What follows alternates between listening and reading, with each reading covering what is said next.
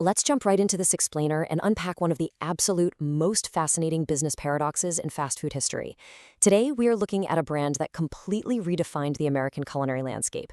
We're talking about massive scale, unparalleled cultural influence, and a wildly ironic origin story that pretty much defies every expectation you might have about authenticity. To understand this $15 billion empire, we have to start with a surprisingly simple, almost funny question about its founder, Glenn Bell. You see, Glenn Bell was not Mexican. He was actually a World War II veteran who, back in 1946, found himself running a modest little hot dog stand called Bell's Drive-In over in San Bernardino, California. It was just a guy, a grill, and your classic American fast food staple. But he had his eyes on something entirely different happening, literally just across the street. And that inspiration was the Mitla Cafe. He'd look over and see lines wrapping all the way around the block. And people weren't queuing up for burgers or hot dogs, they were waiting for hard-shell tacos. Bell was absolutely mesmerized by this success. In fact, he was so fascinated that he spent 2 entire years regularly eating at the Mitla Cafe. Over time, he actually became friends with the owners and eventually learned the ins and outs of their taco recipes straight from their head chef, Gloria Hoyle. Now, here is the absolutely crucial point. Bell didn't invent the taco. The taco already existed, right? It was already wildly popular in local communities. What Bell invented was the fast taco. You see, traditional tacos were typically a sit-down affair. They were absolutely delicious for sure, but comparatively slow to prepare and serve. Bell took what he learned from the Mitla Cafe and applied a relentless fast food engineering mindset to it. He built a unique fryer system to pre-make the taco shells in bulk.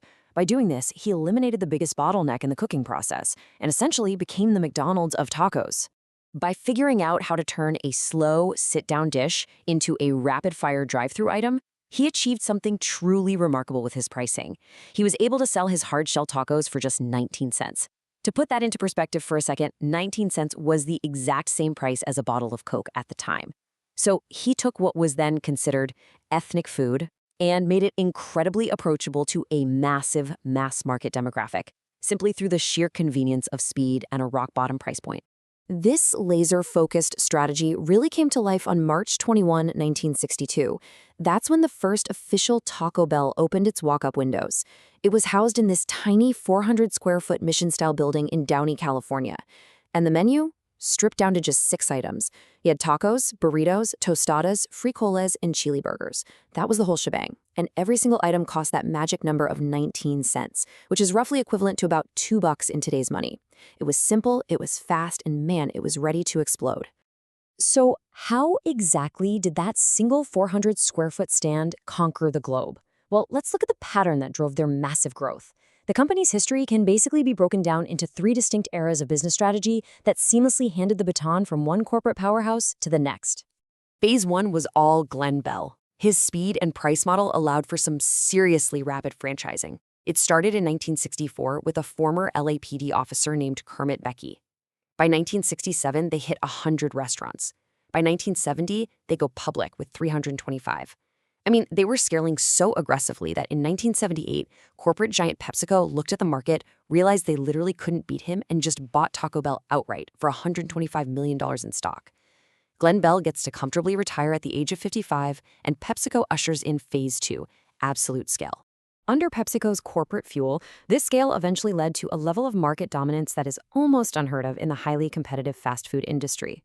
Today, with over 8,200 locations globally and more than 2 billion annual customers, Taco Bell commands a staggering 68% of the U.S. Mexican-style fast food market. They didn't just capture a segment, right? They became the undeniable gravitational center of the entire category. Section 1. The Menu Stunt Era. Fueling the $15 billion engine with pop culture. Now, scale alone wasn't enough to maintain that momentum forever. After being spun off into the entity that would become Yum! Brands back in 1997, the company entered its 3rd strategic phase. They completely shifted their focus to rely heavily on wild menu stunts and deep cultural integrations to drive explosive viral sales. And to prove exactly how well this worked, you really just have to look at one of the most successful fast food product launches in human history, the 2012 Doritos Locos Tacos. By simply swapping a standard corn shell for a giant taco-shaped Dorito, they sold an insane 100 million units in just 10 weeks. That single menu item generated $1 billion in sales in just 18 months. It was an absolute masterclass in novelty driving revenue. But it wasn't just the food. They rapidly weaponized pop culture to make sure they stayed relevant. Take a trip back to 1995. They gave us the iconic Chihuahua mascot with the unforgettable catchphrase, "Yo quiero Taco Bell."